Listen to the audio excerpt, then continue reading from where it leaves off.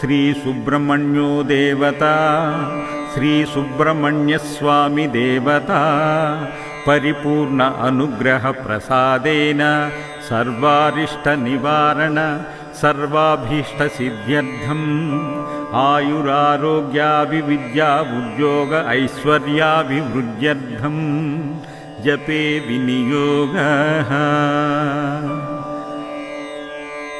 करन्यासम अंगन्यासम। ओम वम अंगुष्ठाभ्यां नमः।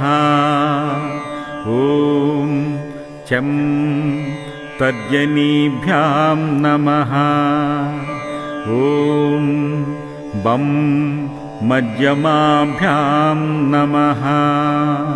ओम वम अनामिकाभ्यां नमः।